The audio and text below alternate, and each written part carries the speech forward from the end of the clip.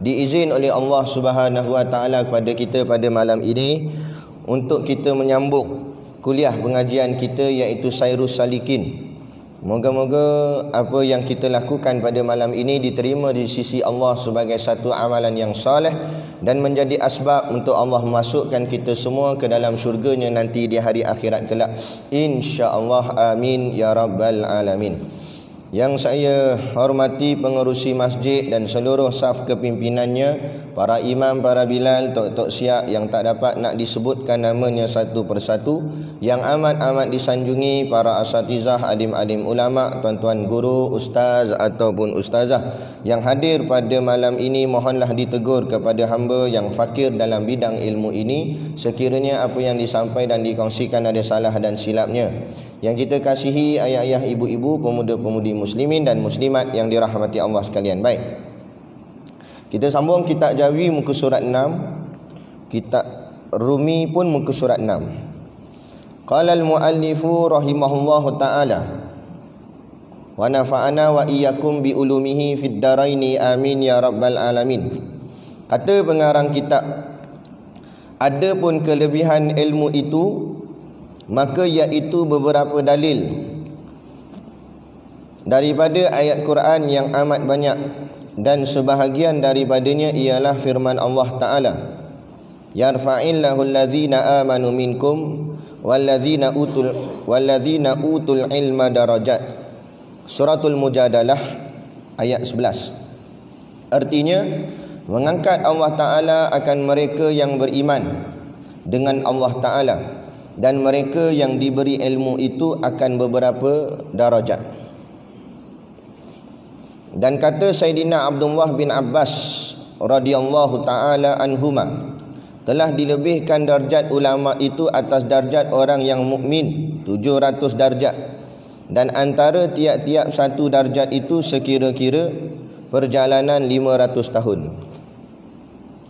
Tak apa, kita pergi satu-satu dulu. Baik, jadi yang ni kita sambung yang bulan lepas. Bulan lepas kita cerita tentang hukum taklifi dalam masalah ilmu. Jadi mengaji ni dia ada hukum, dia ada ilmu yang wajib, ada ilmu yang sunat, ada ilmu yang harus, ada ilmu yang makruh, ada ilmu yang haram. Jangan ingat bila ilmu boleh mengaji terus. Tak, tengok dulu hukum ni macam mana. Ilmu tu termasuk wajib, kena mengaji. Suka tak suka kena mengaji. Tapi kalau ilmu tu termasuk sunat, terpulang. Mengaji lebih baik dapat pahala, tak mengaji tak dapat apa-apa. Ilmu yang termasuk harus lagi terpulang. Ngaji pun tak apa, tak ngaji pun tak apa. Ilmu yang makruh dan haram tinggalkan, kerana ilmu itu yang makruh dimurkai Allah, dibenci Allah. Adapun ilmu yang haram diazabkan dengan balasan dosa, dan akhirnya dimasukkan ke dalam neraka.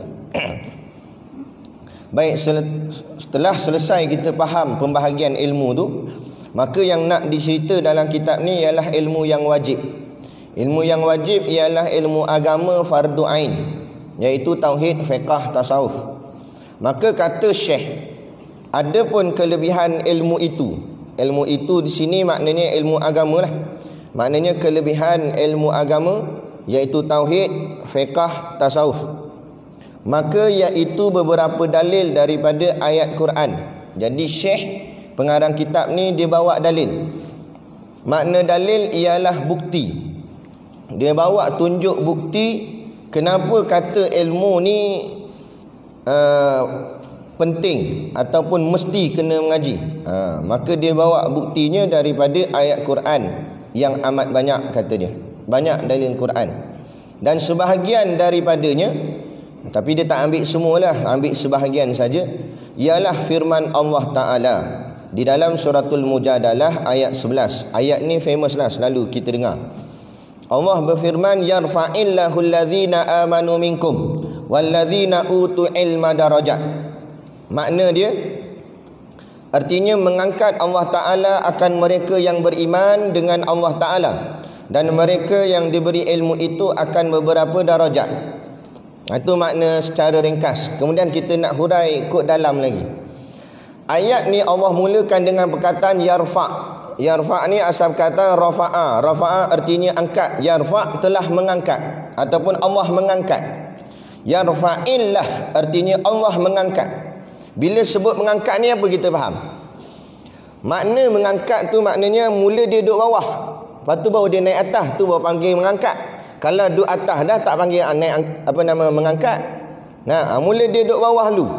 Duduk bawah baru diangkat naik. Maknanya asal dia bawah, lepas tu baru dia naik atas. Itu panggil mengangkat. Macam mengangkat sumpah lah. Kan? Sebelum mengangkat sumpah rakyat biasa je.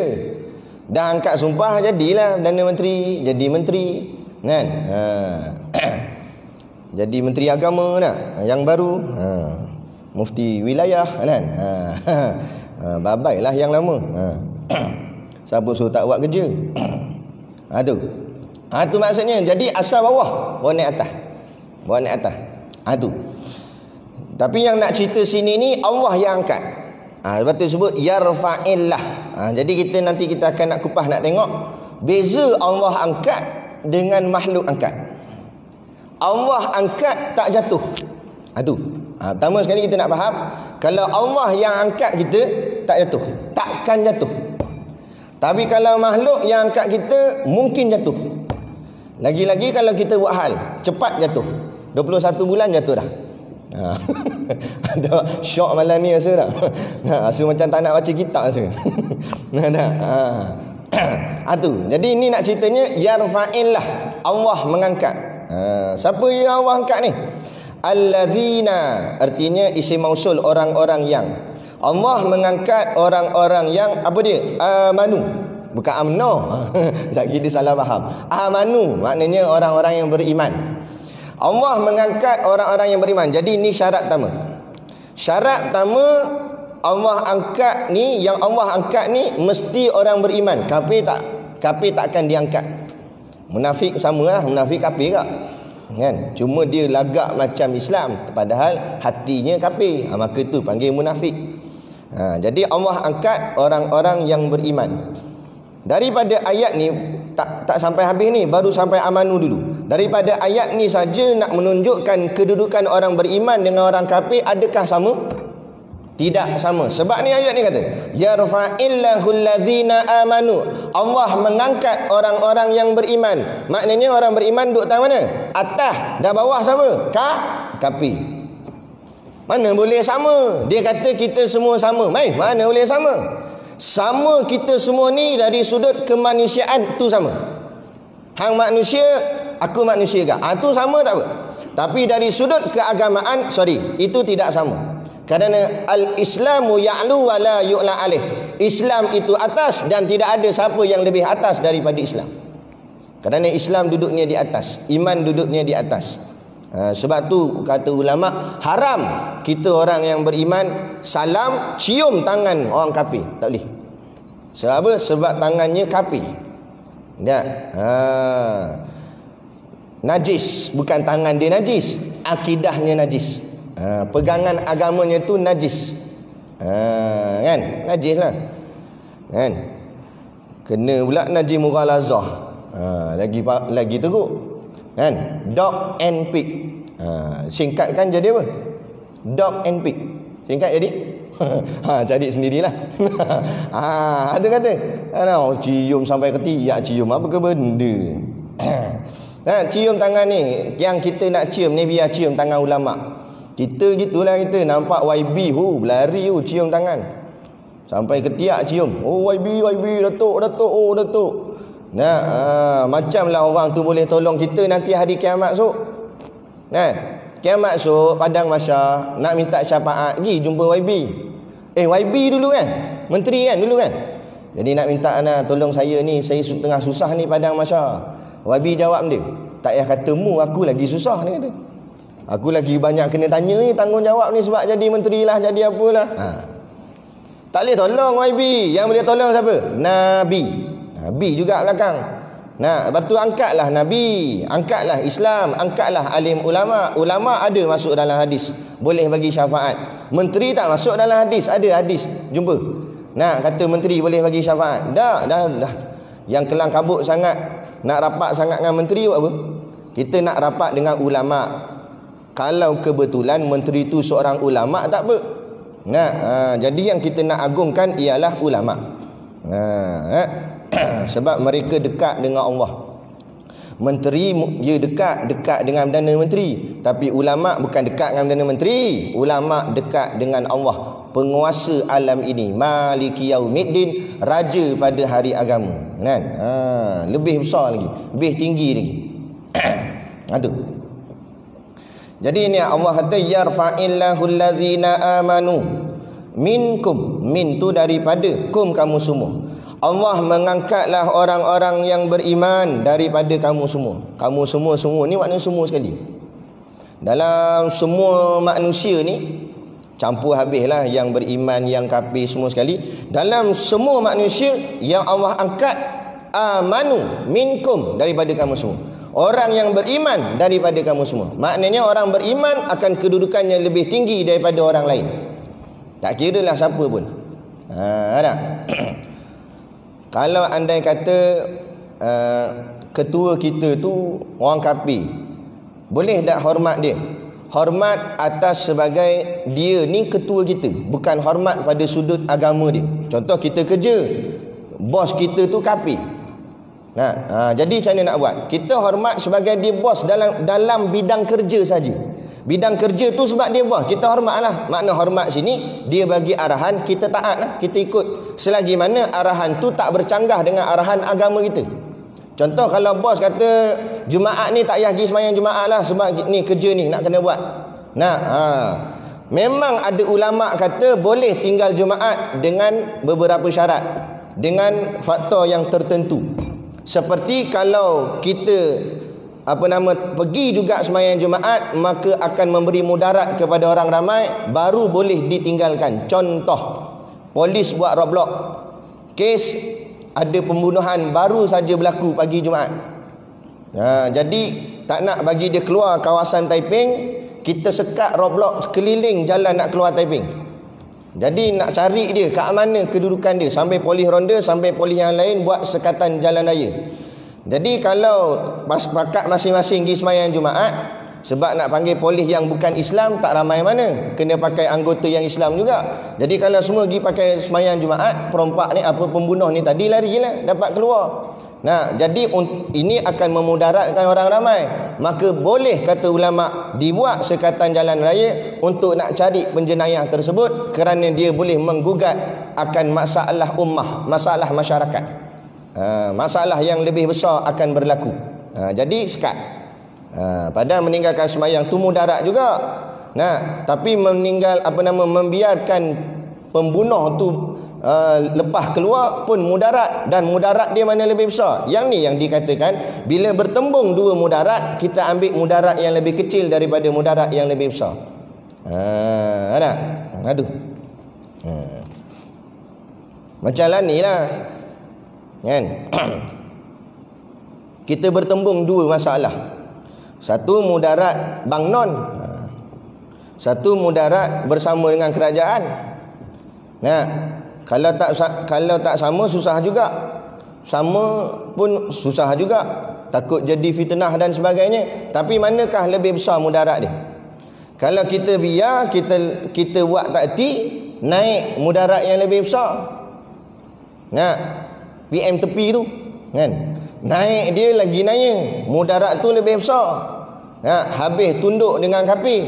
Jadi kita ambil mudarat yang lebih kecil, walaupun di sana ada risikonya lagi. Tapi tak apalah, perlahan-lahan kita doalah pada Allah, moga-moga diselamatkanlah nak perjuangan Islam ini daripada difitnah dan sebagainya, kan? Tak apa, kita cuba buat yang terbaik, insya-Allah. Itu cerita dia, kan? Bukan kita nak sangat berjawatan, tak. Tapi ni bila bertembung, kita nak kena pilih mana boleh main duk tengah. Contoh kita jalan-jalan, tiba-tiba ada dua susu keluar, dua simpang, nak kanan nak kiri. Kita duk duk tengah-tengah, datang trailer kat belakang, dia horn dah dari tadi, pen cepatlah masuk, nak kanan ke nak kiri. Kita duk ranak-ranak dengan kita sekali, dilanggar tiba habis semua. Jadi tak boleh lah, kena pilih. Bila pilihlah yang paling kurang risiko dia. Nak tak nak kena pilih juga. Gitu. Jauh kona ni mana tadi? Minkum tadi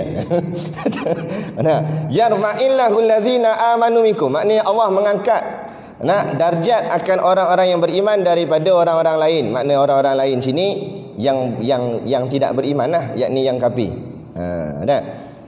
Jadi nak hormat boleh. Hormat bukan atas agamanya, hormat atas kemanusiaan boleh. Sebab tu dalam satu peristiwa Nabi tengah duduk-duduk dengan sahabat kan, tengah duduk-duduk, datang satu mayatnya Yahudi. Orang tengah usung mayat Yahudi tu nak bawa pergi mana, pergi tanam ke apa tak tahulah, bawa lalu depan.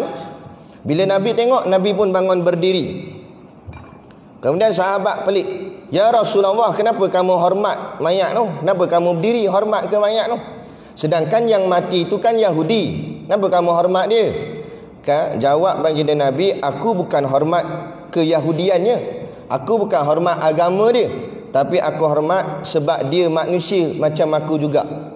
Kemudian Nabi menangis kerana Nabi kata telah mati satu manusia yang tidak sempat ataupun tidak berjaya untuk ditarik kepada agama yang sebenarnya, yakni Islam. Dia begitu. Jadi bolehlah kita nak hormat kawan-kawan yang bukan Islam dekat luar sana, tapi bukan kerana agamanya. Hormat dia sebagai manusia macam kita juga, dan jadikan dia sebagai mad'u kita untuk kita tarik dia kepada Islam. Untuk tarik dia kepada Islam, bawa tunjuk keindahan Islam. Tu. Baik. Kemudian lagi kata Allah, wallazi, dan orang-orang yang utu, yakni mereka yang al-ilma. Wallazina utul ilma, mereka orang-orang yang ada ilmu. Darajatin, akan lagi beberapa darjat. Jadi ayat ni dia ada dua. Pertama, Allah kata Allah tinggikan darjat orang-orang yang beriman daripada orang lain. Itu satu pangkat.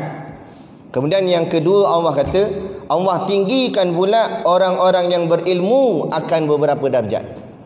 Maknanya dia ada 3 tingkatan sini. Orang kafir bawah sekali lah. Atas orang kafir, orang beriman lebih mulia daripada orang kafir, orang beriman ni. Sekalipun orang beriman yang bodoh, tapi dia ada iman, bengong bela gitu, tapi dia masih orang beriman. Maka walaupun dia bodoh, tapi ada pula kafir cerdik, kafir ni pandai, tetap orang yang beriman yang bodoh ini lebih mulia daripada orang kafir yang cerdik pandai. Kerana ukurannya bukan pada sisi ilmu tu, tapi ukurannya pada iman dan kufur. Okey, itu yang pertama. Kemudian yang keduanya, dari kalangan orang yang beriman tu pula Allah angkat lagi darjat, iaitu dari kalangan orang beriman itu orang yang berilmu. Kerana tak semua orang beriman itu konformnya berilmu. Jadi macam kita di luar ni, pangkat kita dengan orang bukan Islam, kita lagi mulia, kita orang beriman. Tapi bila kita masuk dalam masjid ni, semua dalam masjid ni insya-Allah semuanya orang beriman dah. Tapi perbezaan antara kita orang yang beriman ni, berbezanya dari sudut ilmu. Siapa yang lebih berilmu, maka lebih tinggi darjatnya daripada orang yang beriman tetapi kurang ilmu ataupun tak ada ilmu. Itu cerita dia. Tatulah kita semayang, tadi kita semayang jemaah. Kita semayang ni soalannya, adakah semua pahala kita sama? Tak sama. Kenapa tak sama? Sebab dia bergantung dengan ilmu setiap orang tersebut. Kalau dia semayang dengan ilmu, maka insya-Allah penuhlah pahala dia. Tapi kalau dia semayang tanpa ilmu, maka dia dapat pahala mengerjakan semayang, tetapi kurang sedikit pahalanya akibat kerana kekurangan ilmu dalam ibadatnya itu. Kerana kata Nabi, al-ilmu imamul amal, ilmu itu imam kepada amal. Maknanya nak beramal mesti dengan ilmu. Jangan beramal tanpa ilmu, takut amalnya jadi kurang pahala. Kurang pahala boleh tahan lagi, ada gak pahala. Takut amalnya bukan sakat kurang, tak ada pahala terus. Ada amalnya sah tapi tak ada pahala. Kadang-kadang jadi begitu. Kan? Dah tak ikut cara semayang tak kena, ilmu tak ada. Tak boleh gak. Macam lah ni, banyak ni orang mengaji malam Khamis, malam Jumaat kan, mengaji Yasin. Baguslah. Ada satu masjid nak jemput, minta ustaz tadi kosong ustaz, Kebetulan yang kosong masa tu Khamis malam Jumaat. Itu je yang kosong, lain tak ada dah, lain penuh. Kita kata Khamis malam Jumaat ni boleh tak? Nanti kami tanya AJK dulu, sebabnya biasanya kami buat baca Yasin. Kita kata tak apalah, minggu ni je tak baca, minggu lain bacalah. Dah bertanya AJK dulu. Tanya, kena mesyuarat dulu. Belik. Nak panggil ustaz ceramah pun mesyuarat. Kan? Lain lah kalau nak ubah-kubah, tak apa, mesyuarat ni nak panggil orang ngaji. Takkan nak mesyuarat gak? Bincang-bincang gitu sudahlah. Kan? Tak, mesyuarat dulu. Mesyuarat akhirnya keluar keputusan apa dia? Tak boleh. Sebab apa tak boleh? Sebab 7 keturunan baca Yasin malam Jumaat tak pernah tinggal. Tak boleh. Kuliah kejap ni. Tak boleh. Mana boleh tinggal ni? Takut nenek moyang bangkit dari kubur lagi. Sebab ni dah amalan 7 keturunan lah dia kata. Tak apalah. Saya kata kalau macam tu, saya pun tak ada kuliah mana. Jadi saya nak join lah. Pergi baca Yasin tu saya join sekali. Tak apalah. Tak boleh kita mengaji, kita beramal. Tak apa dah, mereka tak nak mengaji, nak beramal juga, kita ikutlah beramal. Pergilah masjid tu baca Yasin. Tengok itulah dia kalau beramal tanpa ilmu. Ayat pertama salah dah. Dia ingat betul, salah. Dia punya Yasin tu, ya dia tu, nak dekat sampai ipuh ya ni. Ya, panjang ya. Sin pendek sin. Tu kata kita tengok macam mana baca gini. Ni salah ni. Ya tu 2 harakat, sin yang panjang. Yasin. Patut begitu. Cuba tengok yang macam pedang. Ada orang panggil pedang, ada orang panggil kening. Ikutlah nak panggil apa? Cacing apa nak. Tapi bentuk dia begitu tu. Bentuk tu duduk atas ya, duduk atas sin. Duduk atas sin. Ya tu 2 harakat je. Yasin. Tu gitu. Ni ya punya panjang tak tahu nak ke mana pergi. Kan? Macam sembahyang Jumaat agak sembahyang Jumaat. Kita tengok sembahyang Jumaat. Kan? Dia punya amin tu 2 harakat. Tu asalnya mad badal. Hukumnya mad badal 2 harakat. Asalnya amin, tapi dia tak boleh jadi gitu. Dia kena jadi ditukarkan nama pun badal. Badal tu maknanya tukar. Jadi tukar jadilah amin. Tu 2 harakat je, min yang panjang. Jadi nak amin tu amin. Betul. Ini amin. Min pendek. Banyak tak masjid macam tu? Tengok lalat masuk. Apa ke benda? Belajarlah, ni ilmu. Jangan nak beramal saja tanpa ilmu. Akhirnya amalnya nampak tak elok ataupun tak kena. Memanglah tak batal sembahyang, tapi nampak sangat tak berilmu. Kalau ada orang alim kebetulan kat situ, ada tok guru ke mana, malu kita je. Tok guru dia tengok. Kan? Aduh. Jadi itulah sebabnya tingginya orang berilmu. Dalam kalangan orang beriman tu darjat tinggi dah. Allah tinggikan pula darjat dalam kalangan orang beriman, orang yang ada ilmu. Jadi kita sekurang-kurang jadi dulu orang beriman. Tak apa dah. Kita mengucap 2 kalimah syahadah dan jaga kalimah syahadah ni jangan terbatal.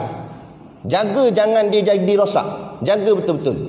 Dah jaga yang ni, tambahkan pula dengan tingkatan ilmu. Barulah akan Allah angkat darjat kita darjat yang tinggi. Tadi saya sebut yarfa'illah. Kan kita sebut Allah yang mengangkat. Saya kata apa? Kalau Allah angkat takkan jatuh. Tapi kalau manusia angkat, makhluk angkat, mungkin akan jatuh. Macam mana maksudnya gitu? Kalau Allah angkat seseorang tu, jadi tok guru lah, jadi alim ulama, jadi hebat, dia takkan jatuh sampai dah mati tak jatuh dah. Dah mati dah tak jatuh lagi nama. Imam Syafi'i, Imam Malik, Imam Hambali, Imam Hanafi, lama dah tinggalkan kita, ratusan tahun tinggalkan kita. Nama dia masih lagi di tingkat yang atas. Nama dia masih lagi gah dan tak ada seorang ulama yang boleh lawan mereka. Yang boleh challenge ilmunya lebih tinggi pada mereka. Tinggi darjat mereka. Allah letak. Sebab apa? Ni. Allah yang angkat. Bukan manusia angkat. Bukan makhluk angkat. Makhluk angkat jatuh. Nak. Tu. Kan? Ada orang lagi sian, tak angkat lagi dah jatuh dah. Sian ke dia, tak apalah. Nak. Tapi itulah lain kali janganlah overconfident. Ini rata kampung cakap saya bakal PM ke-8. Allah, tengok apa dapat putih mata gitu. Ni tengah kempen pula ni, saya dapat WhatsApp daripada kawan, hantar tengah kempen pula PM ke-9 pula dah. Lepas ni tak apa pula 10 pula. Tu 11, tu 12 dah nak sampai nombor apa? Sampai mati masuk kubur. Ya. Nak kejar sangat jawatan kenapa? Kita ni berlumba-lumba nak jawatan, berlumba-lumba nak jawatan. Kes sebab apa? Sebab tak mengaji. Sebab dia tak tahu betapa besar tanggungjawab pegang jawatan ni. Orang kalau mengaji, orang alim tolak, tolak. Nah, saya dapat maklumat entah betul entah tidak, saya tak tahulah. Tan Sri Muhyiddin Yassin PM ke-8 kita ni nak berhubung dengan Tuan Guru Haji Hadi. Nak memberi penghormatan kepada Tuan Guru. Tuan Guru dalam kabinet ni, Tuan Guru nak pilih menteri bahagian apa? Nak kita cuba runding tengok kan. Kata Tuan Guru tak perlu apa-apa. Saya dengan cara saya ginilah mengajar kuliah tiap-tiap Jumaat pagi gitu. Nak sebab dia mengaji, dia orang mengaji, dia tahu oh berat. Nak pegang ni berat, nak tanggung ni berat. Sebab itulah masa Allah tanya pada makhluk-makhluk ni, siapa yang nak tanggung agama ni? Semua makhluk tak berani melainkan manusia. Allah tanya pada bukit, boleh tak tanggung nak jaga agama? Bukit kata, oh sorry. Kalau aku jaga, pecah berderai bukit. Beratnya nak tanggung jaga agama. Dalam banyak-banyak makhluk, akhirnya manusia terima. Jin pun tak berani. Sebab tu dipanggil manusia ini khalifah. Nak pemimpin. Sebab makhluk lain semua tak berani nak pikul tanggungjawab membawa agama ni, menjunjung agama ni, melainkan manusia. Tapi Allah tak biar kita macam tu saja. Allah berikan dengan senjatanya, iaitu doa dan tawakal. Kita guna senjata itu untuk bantu kita menjunjung agama Allah di atas muka bumi ni. Nak? Lepas tu jangan lari daripada doa dan tawakal tu ala Allah. Nak balik kepada agama, ikut cara agama tu saja. Bukan payah mana sangat pun. Ikut agama je. Jangan ikut kepala sendiri. Itu je. Yang jadi hari ni banyak nak ikut kepala sendiri. Allah kata lain, dia buat lain. Itu yang jadi masalah. Atau Allah kata fabaddalal ladzina zalamu qawlan ghairal ladzi qila lahum. Mereka ni orang-orang yang zalim ubah apa yang aku kata pada mereka. Aku suruh buat macam ni, dia buat macam ni. Aku suruh buat macam ni, dia buat macam ni. Allah kata zalim. Apa zalim? Kita duk faham makna zalim ni orang bunuh orang, bom orang. Betul ke? Yang tu zalim juga. Tapi makna dari segi syarak yang sebenar, makna zalim ialah meletakkan sesuatu bukan pada tempatnya. Zalim itu. Nah, patut slipper letak mana? Slipper letak luar, tak dia pakai sampai masuk dalam masjid. Jadi tu imam lah tu pakai slipper. Zalim itu. Bukan bengong zalim.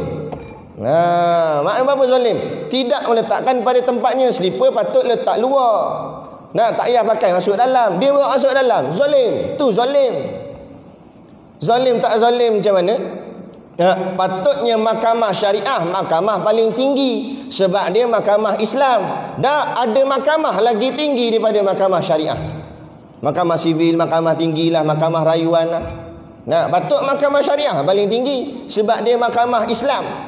Nah, undang-undang gitu kak. Patut undang-undang Islam paling tinggi. Undang-undang yang dicipta barat, dicipta manusia, duduk bawah dah lah. Dah undang-undang barat dicipta manusia lebih atas daripada undang-undang yang Allah cipta. Padahal bumi siapa cipta? Manusia cipta ke Allah cipta? Allah cipta. Tiba-tiba undang-undang yang Allah buat duduk bawah, undang-undang manusia buat duduk atas. Pelik gitu. Rumah tu kita punya, kita tuan rumah. Datang tetamu, dia tidur kat bilik, kita tidur kat luar. Nah, patut kita tidur dalam bilik sebab rumah kita. Faham maksud saya? Nah, ini kan bumi Allah, patut undang-undang Allah lah yang letak di atas. Tiba-tiba bumi Allah, undang-undang Allah duduk bawah. Mu menumpang je duduk bumi Allah sebab mu manusia tompang je duduk bumi ni. Tiba-tiba dia yang tompang tu duduk atas. Dia punya undang-undang. Itu. Dia datang rumah orang, dia tompang je rumah orang tu, pergi tidur dalam bilik pula. Master bedroom. Kan? Tu kata apa jadi begini? Kan? Aduh. Baik, balik. Mana tadi? Jadi itu cerita dia. Jadi Allah mengangkat, bila Allah angkat takkan jatuh dah. Tapi kalau manusia angkat jatuh. Jadi maksud Allah angkat ni juga, kemuliaan itu bukan datang dengan hawa nafsunya, tapi datang dengan keikhlasan hatinya kepada Allah. Orang yang mengaji betul-betul nak berjuang untuk nak tegakkan agama Allah, Allah akan letak dia tinggi. Tapi ada juga orang yang mengaji, alim juga, Quran hafal, hadis hafal, kan, kitab hafal, sampai ke muka surat pun hafal, alim. Tapi kalau niatnya bukan tujuan untuk menegakkan agama Allah, boleh jadi dia boleh naik, tapi dia mungkin akan jatuh. Sebab apa? Yang naikkan dia bukan Allah, tapi makhluk. Ada? Dah? Berapa ramai ini mengaji? Bukan kita kata semua, tapi ada segelintir para asatizah, golongan agamawan. Belajar agama tu bagus, tapi niat tak kena. Innamal a'malu biniat. Kena ingat itu. Jadi dia belajar agama tujuan nak dapat jawatan. Ada belajar sebab nak jadi mufti ada. Belajar sebab nak jadi exco agama. Belajar sebab nak ada jawatan, nak boleh ke gaji. Nak belajar sebab nak biar hidup tu senang. Ada rumah, nak ada rumah tak salah tak, nak rumah tu nak besar, nak kaya raya. Nah, ada. Lepas tu hari ni ada segelintir golongan agama yang demand dalam kuliah ataupun majlis ceramah ni. Demand. Nah, kami nak jemput seorang ustaz di pondok kami. Ada asyik muka kami je ngajar pondok, budak pondok pun boring juga. Asyik muka ni dia kata. Nah, jadi kami jemput ustaz luar. Nah, jadi nak tarik orang kampung suruh datang, kita panggil ustaz yang jenis selebriti sikit, yang jenis orang kenal sikit. Kan? Panggil lah, telefon lah dia. Assalamualaikum ustaz. Waalaikumsalam. Nak minta tarik ustaz, nak jemput dekat pondok kami ni tak apa, nanti anda WhatsApp lah tarikh. Anda kena tengok dulu kalender ni, jadual ni mana yang kosong. Tak apa, nanti ustaz WhatsApp ni. Okey, tak apa. Baru nak letak, sat ni kata. Awak Ustaz, kenapa? Ada benda tak kena? Tak, gini, nak tak cakap tak boleh juga, nak kena cakap enggak? Apa dia Ustaz? Cakap je lah. Tak, gini, biasanya orang kalau panggil saya dalam 2 dia kata. 2? Kita tanya. Apa yang 2 Ustaz? RM2 ke apa? Kan RM2, RM2,000. 2,000 minta. Pondok kami tu kelilingnya hutan kelapa sawit. Nah, rumah orang kampung pula jauh-jauh. Paling kuat kami jemput yang datang 20 orang. Nah, orang kampung datang naik dengan motor ESP dia gitu. Motor pula jenis tepuk kepala baru nyala lampu. Tongkat tak ada, main sandar kot tiang. Nak kata biasalah orang kampung. Nombor plate lama dah tak ada, 5 tahun dah tak ada nombor plate. Biasa-biasa gitulah. Dia bukan nak pergi jauh mana pun. Dah kalau biasa gitu dia bawa apa dalam poket dia. Nak kurang-kurang RM1 je. Jadi lalu tabung 20 orang, seorang buah RM1, baru RM20. Nak bayar ke ustaz tu RM2,000. Oh sudah. Nak buat macam mana? Takkan nak jual kubah. Nak bayar ke dia? Allah. Lah kali saya kata, tak apalah ustaz, tak jadilah ustaz. Dia kata, awak ustaz tak ada duit ke nak bayar? Bukan tak ada duit. Hari kemarin kami mesyuarat, bincang-bincang, ingat nak bagi kat ustaz RM5,000. Dan ustaz minta RM2,000, tak kena syarat lah. Padan ke dia? Bahasa kan sikit. Tu letak telefon terus. Ada ni jadi di mana ni jadi minta. Dia ingat ni apa? Ngajar agama ni untuk nak cari dunia. Ni jadi habis rosak. Dan kalau orang agamawan jadi macam tu, orang yang hafal Quran dalam kepala, hadis dalam kepala, berfikiran dunia juga, matlamat dunia juga, bayangkan orang awam jadi macam mana. Inilah dia fitnah akhir zaman. Inilah menunjukkan bahawa zaman kita dah nak rosak. Bukan sakat orang awamnya rosak, orang agamawannya pun nak rosak dah.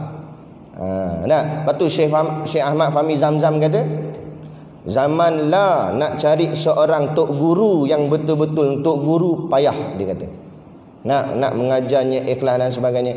Tok guru Siddiq Nur dia pernah cerita seorang tok guru zaman dulu. Zaman dia mengaji dulu, ada seorang tok guru jenis lurus. Kan?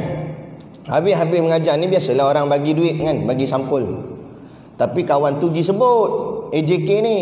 Dia kata, Tok Guru, ini buat duit tambang nah. Dia kata. Tok Guru tu pun terima kasih, dia pun ambil. Lepas tu dia keluar dia punya pensel dia tu, dia tulis dal waw ya ta, duit ta mim banga tambang. Dia tulis kat sampul duit tambang. Lepas tu dia simpan. Lepas tu zaman tu mana ada lagi Grab ke Uber ke, tak ada lah. Naik beca. Naik beca. Dah beca berapa sen sangat beca. Kan? Paling kuat kat 60 sen, 40 sen gitulah. Nah. Lepas tu bila dah sampai kat rumah, Tok Guru tu keluar sampul tu bagi kat beca. Nah, ambil ni duit tambang, dia kata. Sebab AJK sebut duit tambang, dia bagi duit tambang. Nah, beca tu buka sampul, buka-buka tengok RM10. Zaman tu RM10 tu kira besar lah. Nah, zaman lah RM10. Apa ya? Nah, zaman tu RM10 besar dah. Dulu nasi lemak berapa nasi lemak dulu? Nah, 40 sen, 50 sen. 50 sen punya nasi lemak, telur sebiji. Lani punya nasi lemak RM2, telur potong 18. Nampak? Tak ada rupa telur.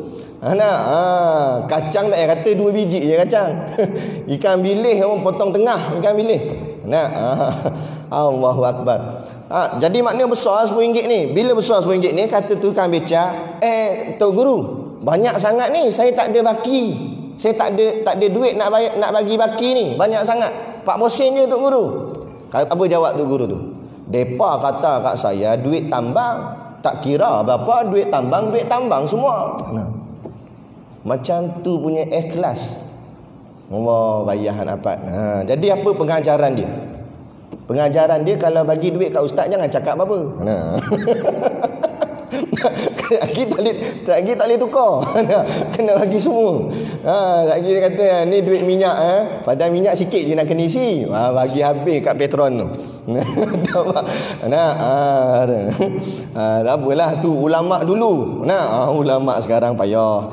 Macam kita ni pun masalah agak. Tapi nak ceritanya, dulu hebat-hebat. Sebab itulah dulu ramai tok-tok wali, sekarang tok-tok kuali banyak kan.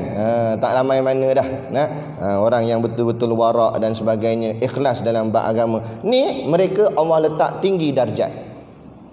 Jadi mulia bukan masa hidup, sampai mati mulia, sampai dah jadi kubur lah. Kubur pun orang muliakan lagi. Gini ya ziarah makam Tok Pulau Manis, pengarang kitab hikam di Terengganu. Allah, orang muliakan. Padahal mati dah kan. Orang tetap muliakan. Sebab apa? Ni Allah yang angkat darjat dia, kerana dia buat lillahi ta'ala, kerana Allah. Kita kadang-kadang minta maaf cakap, belum mati orang tak muliakan, dah mati lagi orang buat lupa je kan. Buat lupa boleh lagi, takut orang kata celaka, mati dah celaka ni. Lagi teruk jadi kan. Tu cerita ni. Baik, tu nak ceritanya, kalau Allah angkat, tak ada siapa boleh bagi jatuh. Sampailah Imam Syafi'i tak pernah jatuh. Sampailah Imam Ghazali tak pernah jatuh kan. Tapi kalau makhluk angkat, jatuh. Boleh jadi dia naik, boleh jadi dia jatuh. Jadi kita nak, biarlah kita nak kejar pujian, bukan pujian makhluk. Kalau nak kejar pujian sangat, kejar pujian Tuhan. Biar Allah yang puji kita, bukan makhluk puji kita. Bila Allah puji kita, tak ada siapa boleh hina kita. Tapi kalau makhluk puji kita, takut-takut dalam pujian ada kehinaan. Jadi jangan mengharapkan kepujian makhluk. Itu kata ulama, siapa yang mengharapkan kepujian makhluk, takut-takut mendapat kehinaan Allah. Tapi siapa yang mengharapkan kepujian Allah, maka bersedialah mendapat kehinaan makhluk. Biarlah makhluk hina kita, tapi Allah tidak hina kita. Biar seluruh manusia atas muka bumi ni benci kat kita, tapi Allah sahaja tidak benci kita. Itu lebih baik daripada semua manusia suka kita, tapi Allah sahaja benci kita. Alamatnya duduk dalam neraka selama-lamanya. Dia gitu. Jadi kepentingan hidup kita bukan orang lain, kepentingan hidup kita Allah. Lepas tu moto kita kerajaan Perak yang baru ni, demi rakyat kerana Allah. Moga-mogalah kita buat yang terbaik lah, biar betul-betul kerana Allah kan. Lepas tu kita nak katalah, mana-mana AJK masjid yang dulu takut, kamu tengok apa benda yang kamu takutkan. Benda yang kamu takutkan. Takut dengan orang atas, takut dengan esko, takut dengan menteri, takut itu, takut jabatan agama, takut ini. Sekarang mana jawatan mereka? Apa jadi dengan mereka? Nah, sebab tu kita kena pandang, depa manusia, kita manusia juga. Depa makan nasi, kita makan nasi juga. Depa berak keluar tai, kita pun berak keluar tai. Sama je. Mati esok depa tanam dalam tanah, kita pun mati datang tanam dalam tanah. Lainlah kita mati masuk dalam tanah, tak depa mati masuk ke awan. Tu tak apalah. Kita takut sangat sebab makam lain. Tak, sama je. Dia manusia, kita manusia juga. Cuma beza dia ada jawatan, kita tak ada. Tu je. Dan jawatan tu besar sangat tak sementara. Bila Allah tarik, apa pun tak ada. Tak ada apa dah. Nah, suatu biar kita berani kerana Allah. Ini takut sana, takut sini. Ada majlis takut nak panggil saya. Saya kata, awak takut nak panggil saya, kenapa? Takut dengan jabatan tu, takut dengan esko ni, takut dengan ni. Kamu takut dengan esko atau takut dengan Allah? Cuba jawab. Kalau kamu takut dengan esko, takbir je pergi semayang, jangan sebutlah Allahu Akbar, sebut esko Akbar. Dah kamu takut dengan esko, takut dengan orang ni, takut dengan orang ni. Akidah biar bulat, akidah biar mantap. Bila akidah mantap, tak ada apa yang boleh menggugat akan pegangan perjuangan kita. Ini takbir kuat tapi menakut. Mana tu? Akhirnya besarnya Allah itu di bibirnya saja, bukan di hatinya. Ni biar kita takbir, bukan mulut je takbir, sampai dalam hati takbir, membesarkan Allah dalam hati. Tak ada apa pun yang aku takut di hadapan, melainkan Allah saja yang aku takut. Bau betul perjuangan. Bau betul, bau tunduk kafir-kafir, bau tunduk puak-puak munafik. Ni kita kendur, depa makin hebat, makin kuat. Nah, sebab kita duk kendur, dia macam main tarik tali. Nah, siapa yang buat lembik, dia jatuh. Jadi kita nak kena bertahan. Kalau tak boleh tarik pun kurang bertahan. Bertahan dulu. Nah, dan rasa ada kekuatan sentak tarik bagi depa tumbang. Itu cara dia. Nah, macam tu cara kita dalam nak berjuang, kan? Faham tak Dia kata mana pula tiba-tiba main tarik tali pula ni. Tu kias, nak bagi faham. Baik.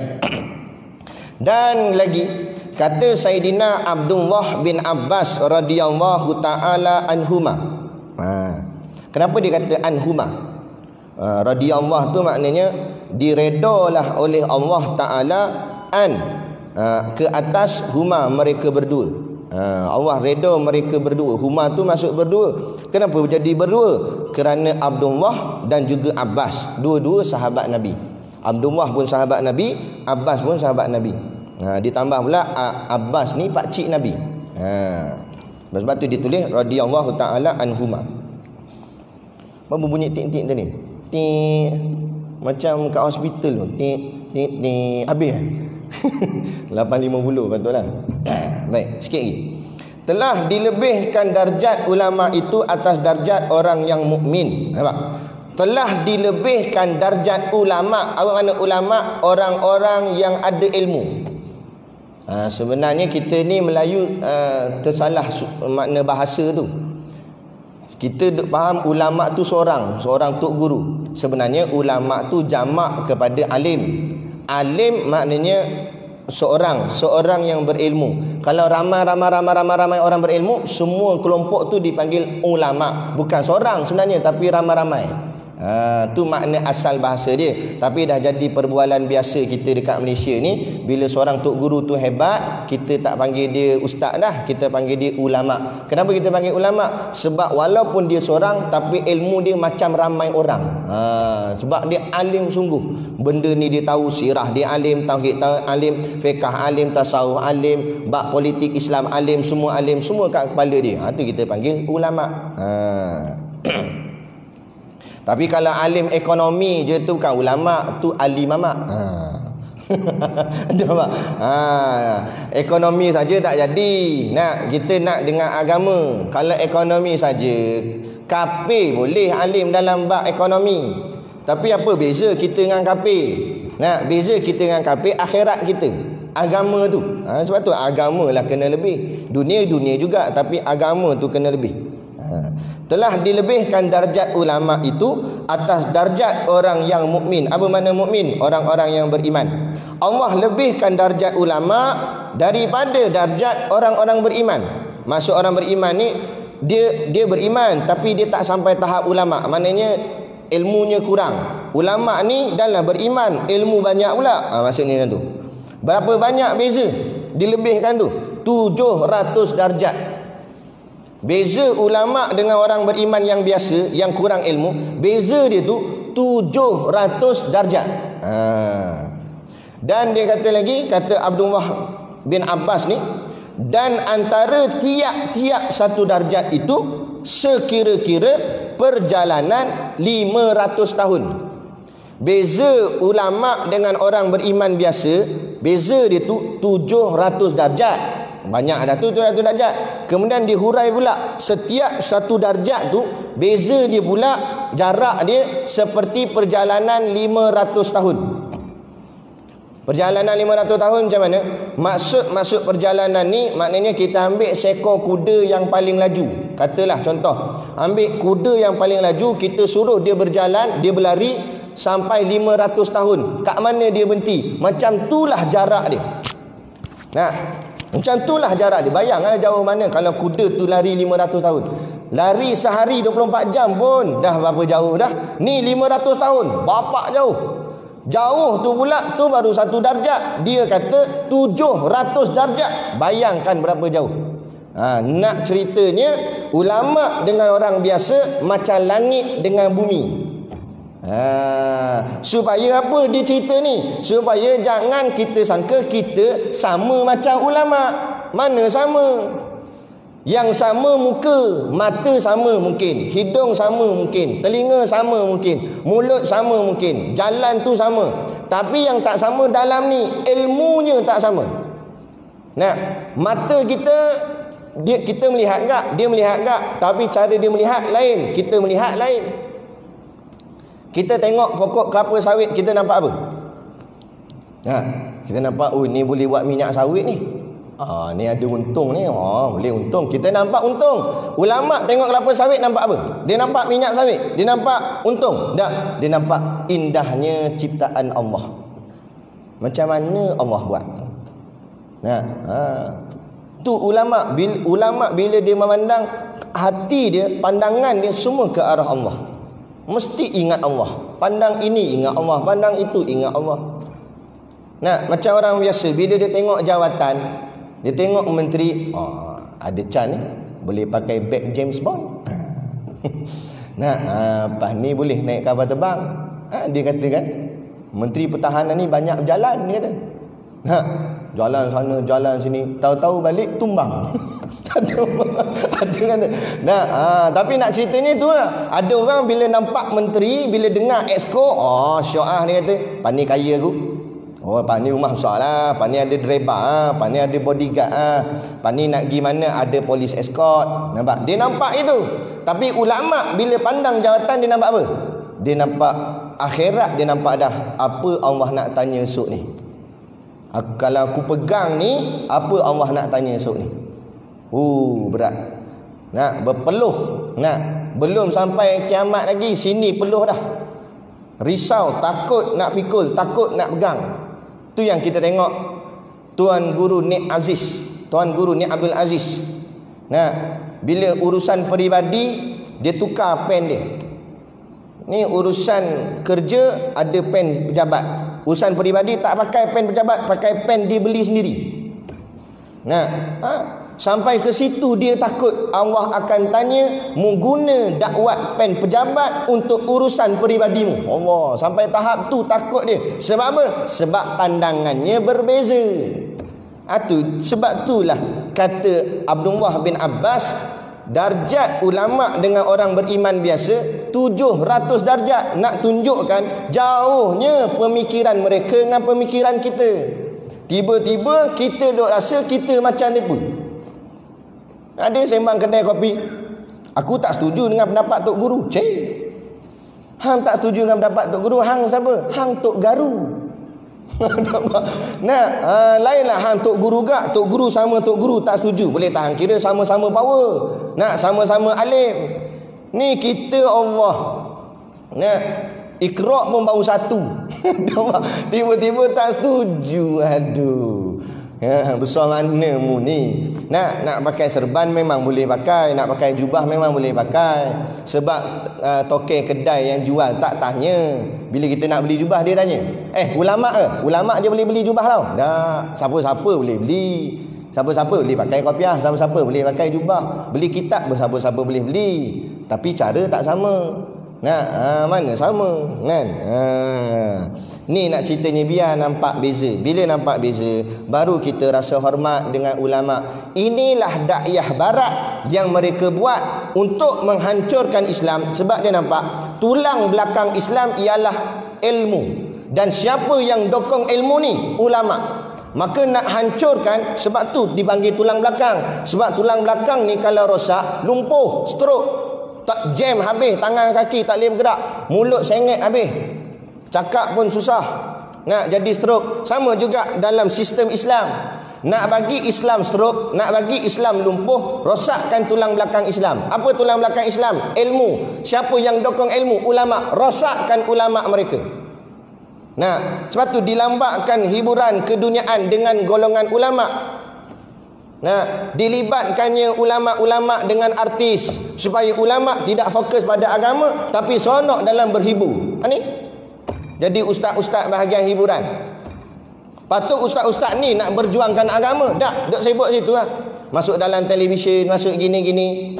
Bahagian nak sonok-sonok saja, bukan bahagian nak tegak agama. Habis jadi. Yang tu yang kena racun. Yang tak kena racun pula, yang tak makan saman, dia nak rosakkan juga. Macam mana? Dengan timbulkan fitnah 90 juta. Timbulkan fitnah supaya orang tak percaya dengan ulama. Apa, tengok lebay je lembik, tapi rupanya gini-gini. Dia buat fitnah, padahal bukti tak ada. Sampai sekarang jelas. Sebab dah jadi kerajaan, direct lah kita sebut. Satu-satunya parti yang zero rasuah. Tak percaya pergi tengok dekat SPRM. Dia apa? Ada orang buat tuduhan, okey, ambil tuduhan. Siasat dalam mahkamah. Siasat tak ada tak? Kosong. Siasat kosong.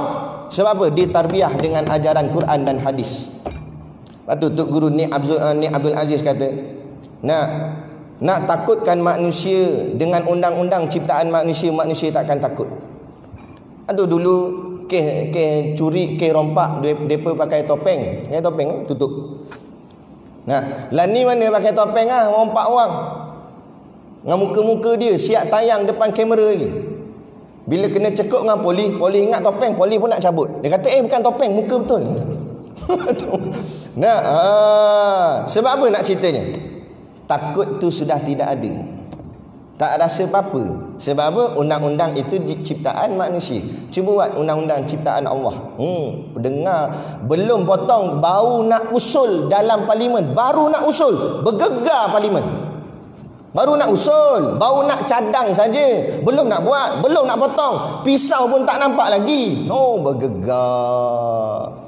Nak cerita hebatnya Islam, izzahnya Islam, gerunnya orang dengan Islam. Bila Islam tu kuat, bila Islam tu hebat.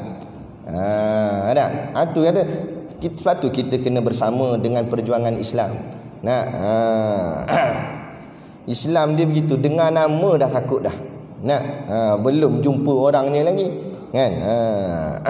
Itu Islam. Jadi biar nampak beza jauh. Sebab tu saya cerita, orang zaman dulu-dulu nak apa-apa pun tanya Tok Guru. Sampaikan nak nikahkan anak dia pun tanya Tok Guru. Tok Guru, ni anak nak nikah, tarikh mana sesuai? Nak minta Tok Guru pilih. Sebab Tok Guru pilih tarikh berkat. Sebab Tok Guru pilih, dia bukan main ikut suka tarikh dah. Dia akan kenang dalam sirah. Hari ni apa jadi, tarikh ni apa berlaku. Nak ambil keberkatan dalam sirah tu.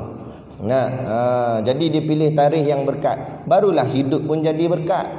Kita tarikh nak ikut tarikh cuti sekolah, kena tarikh 25 Disember.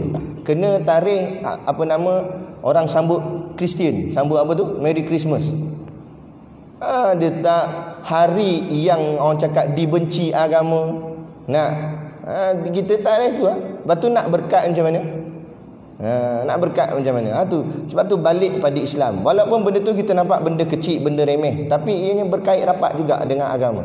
Lepas tu tengok amalan-amalan orang zaman dulu, tak berpisah dengan ulama. Apa-apa pun sikit-sikit ulama, tanya tok guru. Tapi hari ini orang sudah berpisah dengan ulama, berpisah dengan tok guru, dek kerana kerja barat merosakkan ulama tu sendiri. Dia buruk-burukkan ulama supaya orang tengok ulama ni keji, ulama ni jelek. Orang tengok ulama. Sampai akhirnya hari ni punya masyarakat Melayu Islam dah keluar daripada perkataan mulut mereka, kita janganlah Islamik sangat, dia kata. Maksudnya kita janganlah terlampau Islam sangat. Habis tu kita kena kafir sikit lah, dia kata. Nampak? Maknanya 80% Islam, 20% lagi Yahudi lah. Gitu. Maksudnya nak separuh-separuh. Jadi cuba tuan-tuan datang semayang pakai separuh-separuh. Separuh Islam, separuh kafir. Pusat ke atas ikut Islam. Kayak Ju Melayu, nak kayak kopiah, lidik serban, dengan ridak, kayu sugi jangan tinggal, tak celah telinga gini. Oh, kemah dah. Tasbih kat tangan. Pop.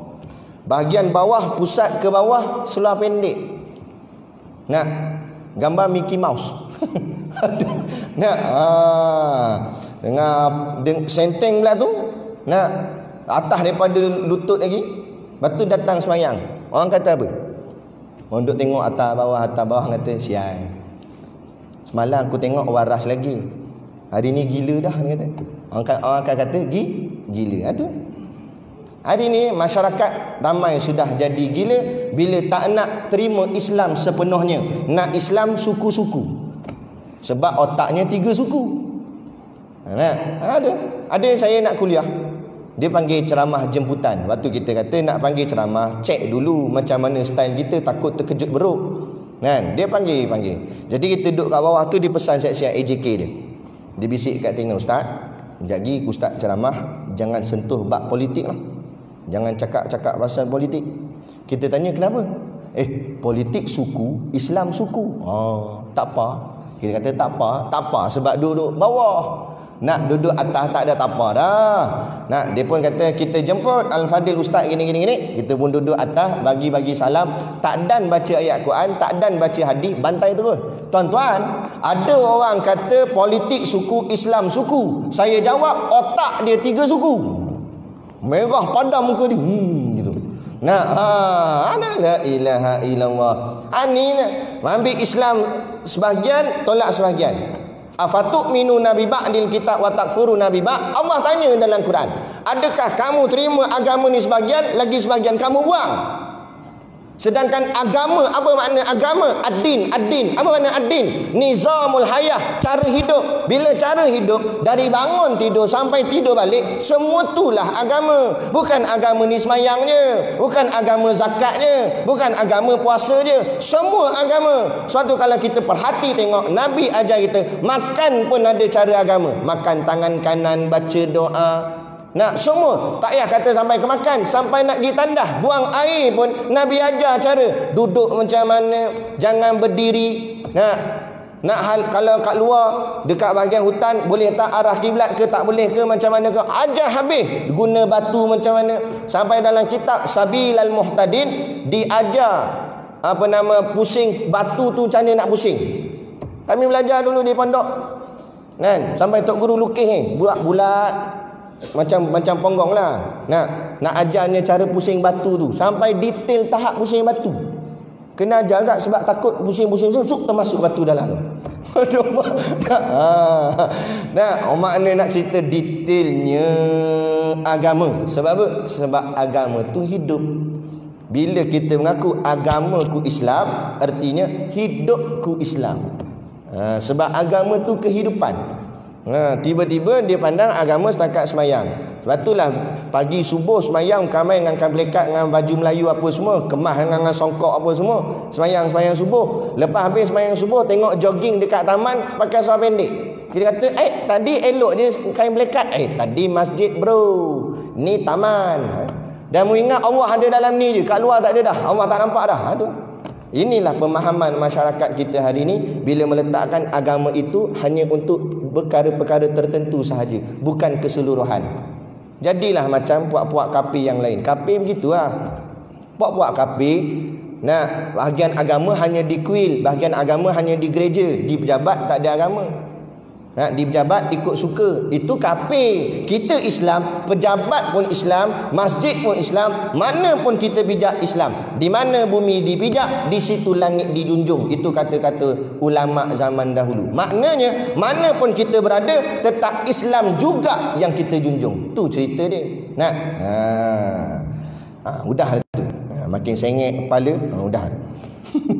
Kita berhenti. Dan setengah daripadanya firman Allah Ta'ala. Nanti kita sambung kat situ nah. Dan setengah daripadanya firman Allah Ta'ala. Baik, jadi macam biasalah, ada produk perniagaan di depan masjid tu. Bolehlah tengok-tengok, membeli sambil menderma. Tolong masin ada? Oh tak ada tolong masin. Tak dapatlah tolong masin. Kemudian yang keduanya, kita ada borang tahlil. Borang tahlil, saya pun tak ingat dah umum ke tidak hari tu. Jadi kita buat pondok kami ni jadi tradisi dah. Setiap kali masuk bulan Rejab, Syakban, Ramadan, 3 bulan ni puasa berturut-turut. Ramadan tu memang kena puasa lah, wajib. Tapi Rejab dengan Syakban ni kita puasa juga. Jadi bila nak buka puasa tu, sebelum buka puasa, budak-budak pondok ni mereka baca tahlil. Jadi kita buka lah, kalau ada siapa-siapa yang nama-nama arwahnya nak ditahlilkan, boleh isi, ambil borang dekat meja niaga tu, isi nama. Isi nama arwah. Kemudian sebelah nama arwah tu dia ada tulis RM. Jangan buat-buat tak nampak pula. Ada RM situ. Itu maknanya sumbangan. Jadi sumbangan ni tak kira lah berapa pun, tak kisah. Tak bagi pun tak apa, tak ada masalah. Tak kisah. Jangan lagi ada yang tanya, Ustaz, satu arwah berapa ringgit? Tak ada berapa ringgit. Terpulang, nak bagi, tak nak bagi sudah. Walaupun dia bubuh nama banyak, kat 10 nama arwah bubuh, tak cukup depan, dia kali belakang, tambah lagi, tak ada masalah. Tapi bahagian sumbangan kosong, tak bagi apa pun, tak ada masalah. Tak ada masalah. Cuma kedekut pahit lah. Itu je. Tapi kami terima. Tak adalah kami buat-buat hilang kertas dia, tak ada. Kami baca kak. Jadi inilah siapa yang nak. Cumanya sumbangan tu kami ambil bukan nak cari untung dah. Kami ambil sumbangan yang tuan-tuan bagi tu untuk beli barang juadah berbuka puasa kepada pelajar-pelajar pondok yang berpuasa tu. Kita ambil duit tu, jadi kalau tuan-tuan bagi banyak, dapatlah mereka makan lebih sikit, bagi sikit, mana yang berlebih kurang je lah. Gitu je lah kita buat. Walaupun mungkin kita tak larat nak puasa sunat, kita tak larat, asal nak puasa je, kawan nak belanja pula lah apalah, jadi payah nak puasa sunat. Tapi kita bagi duit belanja orang yang puasa sunat untuk berbuka puasa, maka kata dalam hadis, dia akan dapat pahala seperti mana pahala orang berpuasa walaupun dia tidak puasa. Tapi untuk sunat lah, jangan Ramadan. Kata tak apa, aku belanja makan je, aku tak rasa tak apa. Tokmu tak boleh, Ramadan wajib lah. Ni untuk puasa sunat, ni belanja makan. Kena pula orang yang dia belanja makan tu pula Allah, orang ngaji pondok, hafal Quran, hafal hadis, ngaji kitab, mungkin insya-Allah mana tahu besar sok jadi ulama, berkat dapat pahala ke kita jadi amal jariah. Walaupun kita sudah tidak ada jasadnya atas muka bumi, tapi pahala kita terus berjalan macam masih hidup lagi. Inilah kata ulama yang dimaksudkan dengan panjang umur. Makna panjang umur bukan umur 95. Makna panjang umur artinya jasad dah tak ada, tapi amalan jalan lagi, macam hidup lagi. Macam Imam Syafi'i dah tak ada dah jasadnya, mati dah dia, tapi pahala dia sampai lah jalan lagi. Sebab apa jalan lagi? Ni kita amal dengan ilmu dia. Ilmu yang dia karang dalam kitab, kita ikut. Macam pengarang kitab ni, dah tak ada dah pengarang kitab ni, tapi kita baca kitab dia, dapat pahala kat dia. Macam dia hidup lagi, pahala tu jalan. Kita nak, kalaupun tak boleh jadi macam ulama ni, tak boleh jadi macam Imam Syafi'i, tapi sekurang-kurangnya ada amal jariah yang kita buat, supaya moga esok kita tak ada amal jariah tetap jalan macam kita hidup lagi, insya-Allah. Jadi sekadar tu, pada malam ni saya mohon maaf sekiranya terkasar bahasa atau mengguris hati mana-mana pihak. Apapun yang kita sampaikan untuk memahamkan masyarakat kita dengan ajaran Islam yang sebenar, moga-moga kita dapat kefahamannya bersama, insya-Allah. Jadi sekadar tu, wabillahi taufik wal hidayah. Wassalamualaikum warahmatullahi wabarakatuh. A'udzubillahi minasyaitonirrajim. Bismillahirrahmanirrahim. Alhamdulillahirabbil alamin wassalatu wassalamu ala asyrafil anbiya'i wal mursalin sayyidina Muhammad wa ala alihi wa sahbihi ajma'in. Allahumma taqabbal minna salatana wa du'aana innaka antas samiul alim wa tub alaina innaka antat tawwabur rahim. Allahumma ja'al dinana dinan nabiy Muhammadin sallallahu alaihi wasallam wa islamana islamal muslimin wa imanana imanal mu'minin wa salatana salatal khashiin wa a'malana a'malas salihin wa niyatana niyatal mukhlisin wa dhunubana ya Allah dhunubal mustaghfirin wa hayatana hayatal ulama wa mautana bimautis syuhada wa adkhilal jannata ma'al anbiya'i alaihimus salatu wassalam. Rabbana atina fid dunya hasanah wa fil akhirati hasanah wa qina adzabannar wa qina adzabannar wa qina adzabannar. Allahumma barik lana fi Rajabi wa Sya'ban wa balighna Ramadan wa balighna Ramadan wa balighna Ramadan. Sallallahu ala khairi khalqihi sayyidina Muhammad wa ala alihi wa sahbihi wa sallam. Subhana rabbika rabbil izzati amma yasifun wa salamun ala mursalin walhamdulillahi rabbil alamin. Amin ya rabbal alamin. Taqabbalallahu minna wa minkum. Takbir.